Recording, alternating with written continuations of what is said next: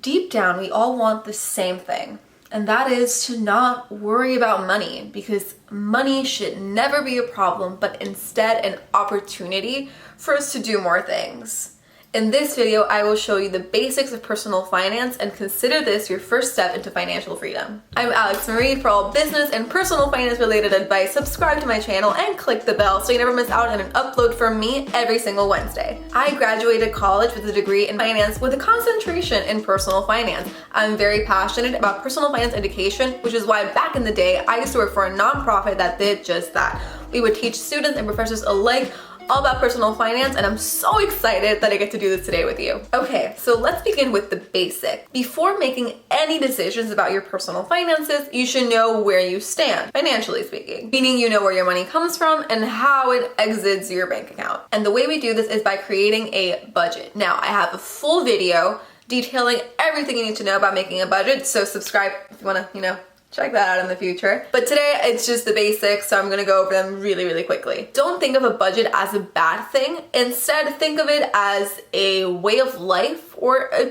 critical part of your lifestyle. It is a guide and it guides you through your expenses in your life, and it is there to be changed. It is not set in stone, and it adapts and it changes as your expenses and your priorities change. But having a budget gives you control over your finances, and that comes with a lot of perks. Creating a budget shows you where you can spend on different areas of your life. So let's say you think you don't have money for investing, but then you do a budget and you go over it, and it turns out you have a little money left over that you could be investing. That is something you want to know. And the most important part is that a budget will help you set your financial goals. A budget is composed of 3 parts, and that is your income, your expenses, and your savings. Yes, your savings are part of your budget. So for step number 2, you're gonna create an emergency fund of $1,000. And you want to set this aside in a high yield savings account. What is a high yield savings account? A high yield savings account is basically a savings account that has a higher interest rate.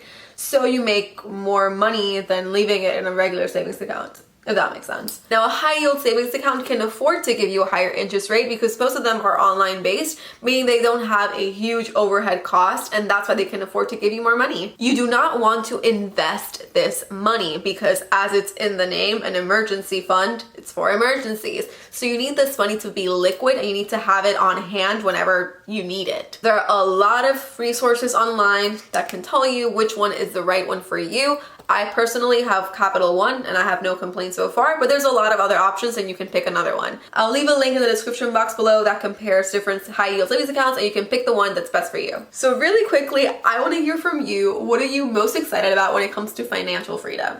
I don't know, there's a lot of things and a lot of goals that you want to do in life, but what is your goal? Why did you click on this video? Why do you want to be financially independent? Let me know down in the comments. So for step number 3, we are going to get rid of debt. Gotta get rid of it. You just have to. Now you are going to pay all of your debts except your mortgage, because mortgages are huge and they're gonna take a lot longer. But every other debt, you're getting rid of it. Car loans, credit cards, student loans, personal loans, anything and everything, you're getting rid of it. Now this is where the budget comes in. Because you made your budget, you know how much money you have left over in order to pay off these debts. Now there are 2 ways to pay off your debt: the avalanche and the snowball method.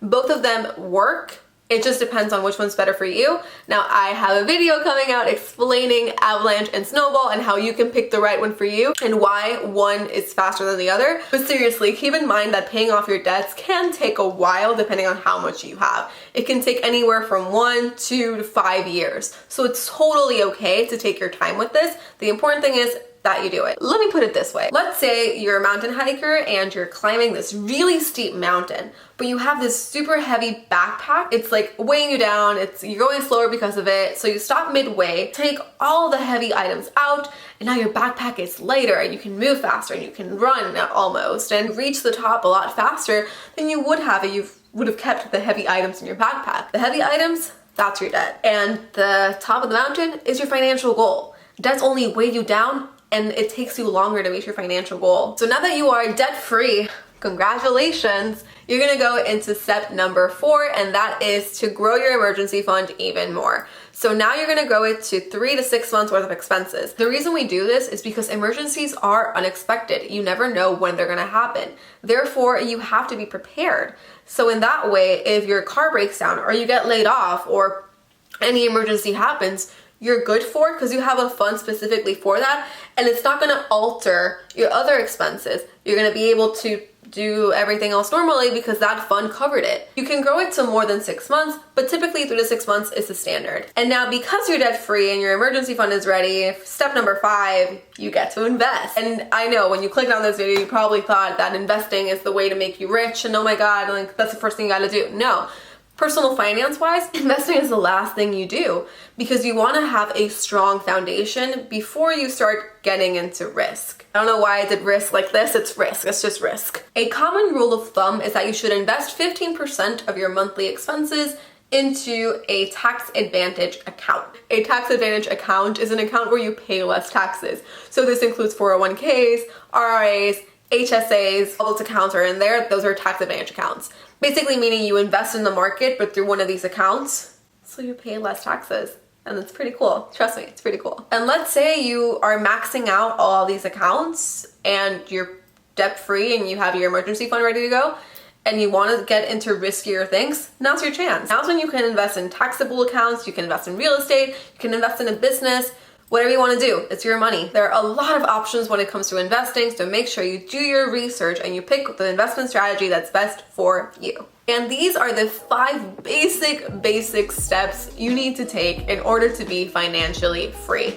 I hope this video served as an introduction into personal finance, which is the point of this video. Remember that everyone's journey when it comes to financial freedom is different, and if you take a little bit longer than other people, that's completely okay. You're on your pace, and that's totally doable and fine. Financial freedom is so appealing because you have options. Don't live paycheck to paycheck, and being financially free is when you don't worry about money, but instead view money as a tool to achieve your goals, which is how it should be. All right, I'm coming out with a lot of content, or why am I making a fist? Okay. I'm coming out with a lot of content around personal finance, considering I am a personal finance channel, so please make sure you subscribe and you check that out in the future, because trust me, you don't want to miss it. I also have a blog where I talk about different things about personal finance related, so make sure you check it out, link down below. And if you're into personal finance, you probably know who Graham Stephan is, and in the words of the great Graham Stephan, click the like button for the YouTube algorithm. Remember to check out my other videos. I'm sure you'll find something of interest to you. And I'm gonna go now. So this is awkward. It's always awkward. Have a great day.